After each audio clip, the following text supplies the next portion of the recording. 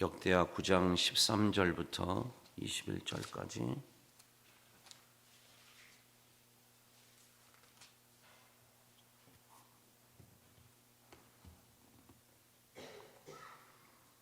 교독하겠습니다.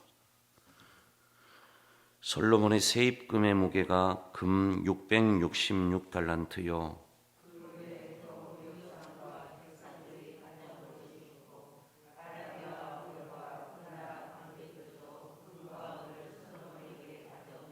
솔로몬 왕이 쳐서 느린 금으로 큰 방패 200개를 만들었으니 방패 하나에 든 금이 600세겔이며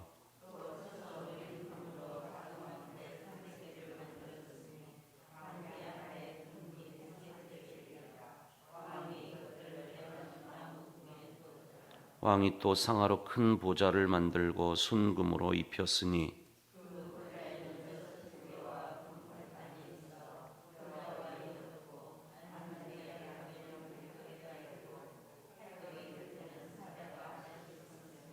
또 12사자가 있어 그 6층계 양쪽에 섰으니 어떤 나라에도 이같이 만든 것이 없었더라.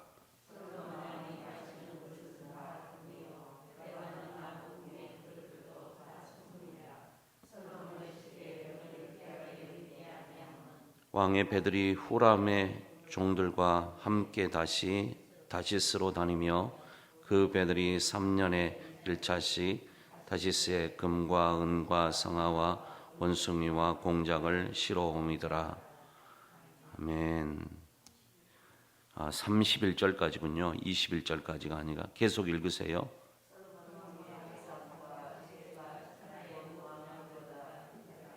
천하의 열왕이 하나님께서 솔로몬의 마음에 주신 지혜를 들으며 그의 얼굴을 보기 원하여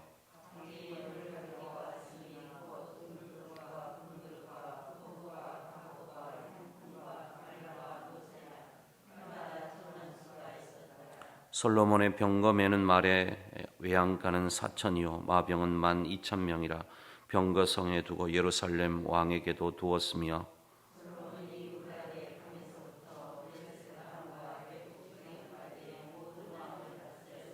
왕이 예루살렘에서 은을 돌같이 흔하게 하고 백향목을 평지에 옥나무같이 많게 하였더라.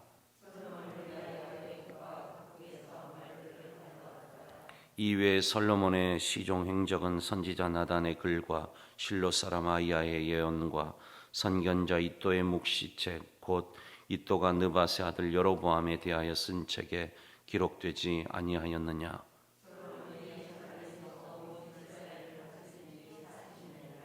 솔로몬이 그의 조상들과 함께 잠에 그의 아버지 다윗의 성에 장사되고 그의 아들 르호보암이 대신하여 왕이 되니라. 아멘. 역대하 9장이 마지막 부분은 솔로몬 통치 기록의 마지막입니다.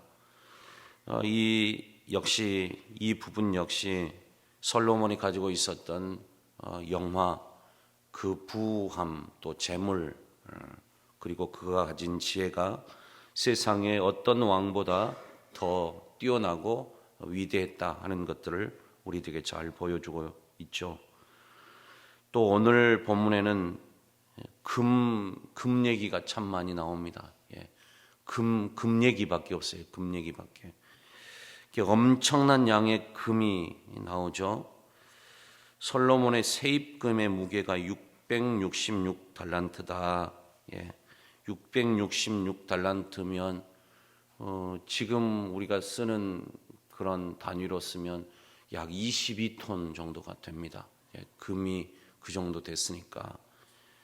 그러니까 아마도 이런 것들은 이웃에 있는 주변에 있는 나라를 통해서 조공을 받거나 아니면 무역을 통해서 경제적인 이득을 남겼기 때문에 이런 엄청난 양의 그런 금들이 있었을 것이라고 생각이 듭니다.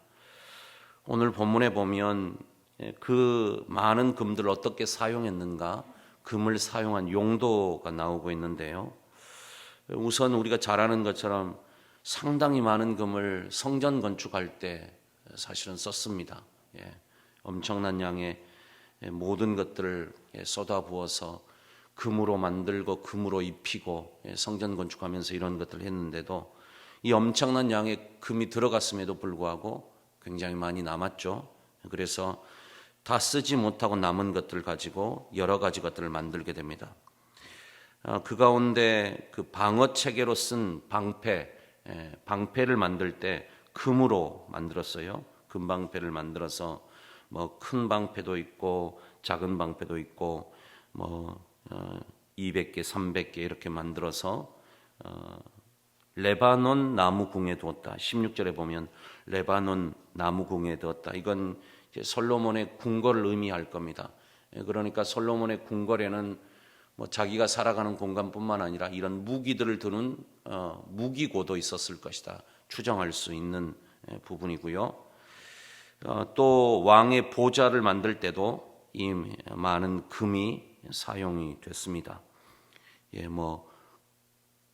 그 순금으로 다 그것들을 입히고 금 발판도 만들고, 얼마나 금이 많았으면 그렇게 만들었을까요?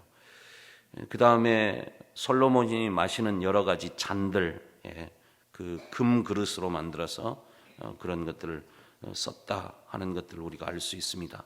얼마나 이 솔로몬 시대가 부유했는가, 이렇게 무역을 통해서 얼마나 많은 부를 창출했는가 하는 것들을 알 수가 있고요.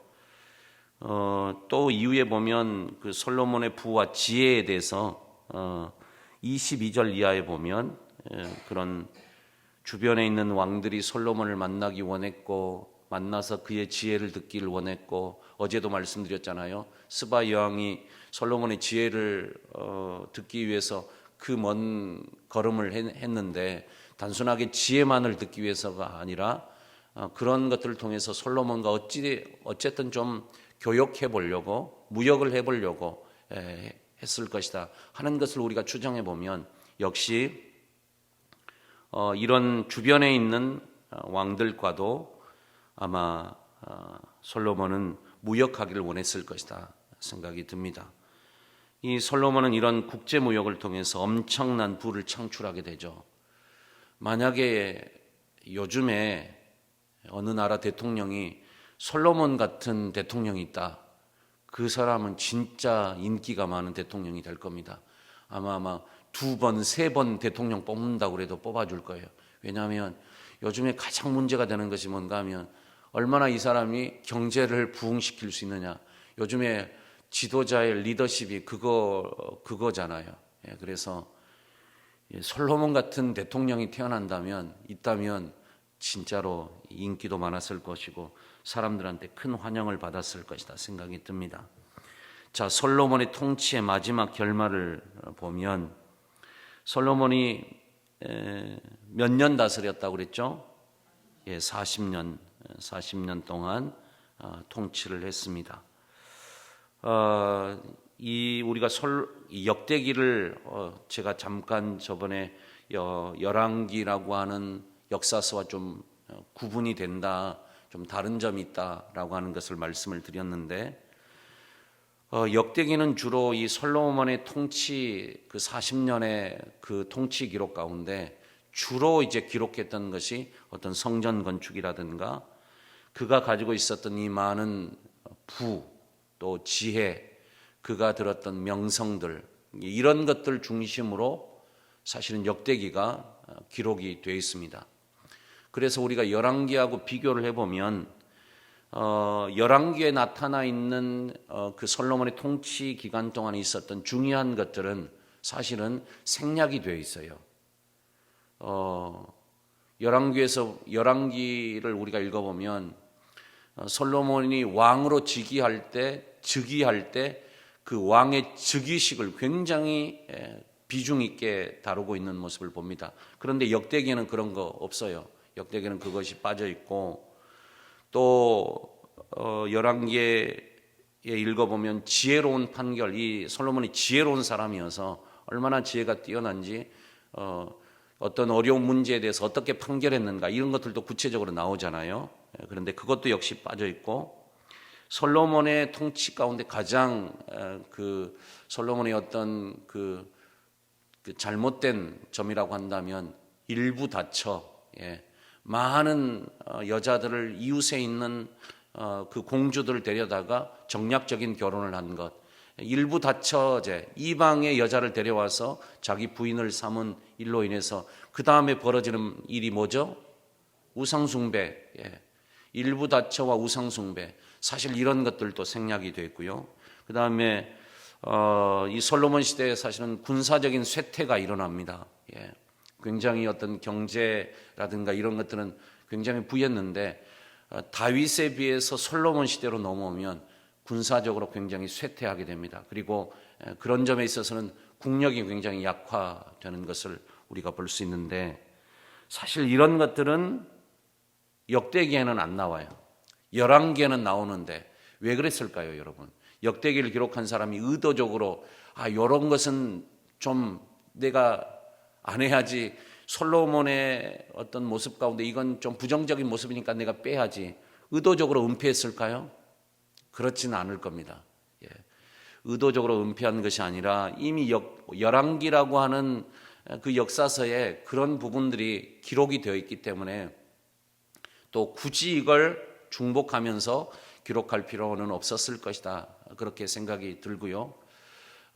우리가 그 기억할 것 가운데 하나는 우리말 성경, 우리가 보고 있는 이 성경은 구약 성경의 마지막이 뭐죠? 제일 마지막에 있는 성경이 뭐죠? 말라기예요. 그런데 히브리 사람들, 히브리 성경, 유대인들이 보고 있는 그 히브리어 성경에는 제일 마지막, 구약의 마지막이 뭘로 돼 있을까요? 그게 역대기로 돼 있어요. 왜 그런 배치를 했는가? 이 역대기는 포로 귀환 후에 돌아온 이스라엘 백성들이 자기 지나간 어떤 역사를 생각하면서, 그리고 포로 생활할 때 다 성전도 잃어버렸잖아요. 그래 이제 돌아와서 성전도 재건하고 여러 가지 많은 것들을 재건하면서 이 역대기가 굉장히 중요하게 생각하고 있는 것이 뭔가 하면 이 성전이거든요.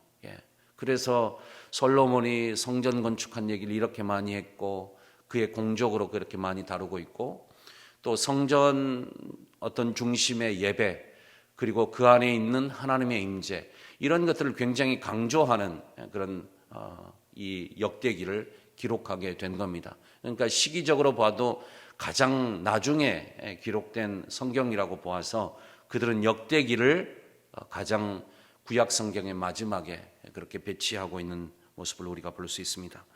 이 역대기는 포로 귀환 후에 하나님이 어떻게 신실하신가, 우리의 삶에 어떻게 이렇게 신실하게 역사하는가, 이런 것들을 중심으로 기록을 하고 있는 것이죠. 아마도 포로 생활하고 나서 이스라엘 자손들이 이런 질문들을, 후손들이, 그 자손들이 이런 질문들을 많이 했을 겁니다. 자기 선조들한테.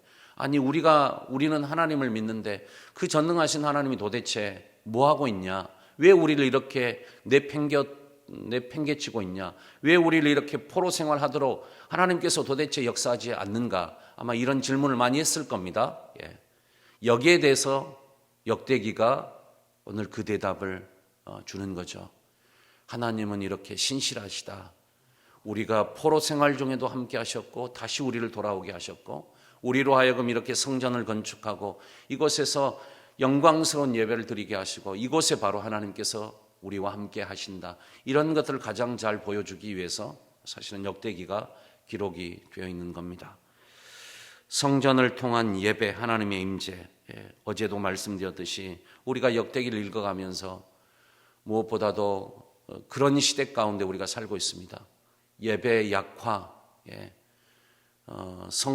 성전에 대한 관심, 이런 것들이 점점 줄어들고 있습니다. 코로나로 인해서 더 이런 것들은 위협을 받고 있는데, 우리가 역대기를 읽어가면서 이런 모든 것들을 다시 더 뜨겁게 회복할 수 있는 우리들이 되어야 하겠습니다. 솔로몬이 통치하고 40년을 통치했는데 한 줄로 딱 기록되어 있어요. 그의 열조에게 돌아갔고 다윗성에 장사되었다. 참 인생이라고 하는 것이 그런 것 같습니다. 아무리 많은 시간을 살아도 또 인생 가운데 아무리 많은 업적을 남겨도 돌아갈 때는 그렇게 딱 한 절밖에 기록이 될 수 없구나. 그런 것들을 다시 생각하면서 우리의 마음을 가다듬고 날마다 우리 하루하루의 삶을 성실하고 진실되게 또 살아가야 되겠구나 또 생각하게 됩니다. 그런 하루의 삶을 살아갈 수 있는 우리 모두가 되기를 축복합니다.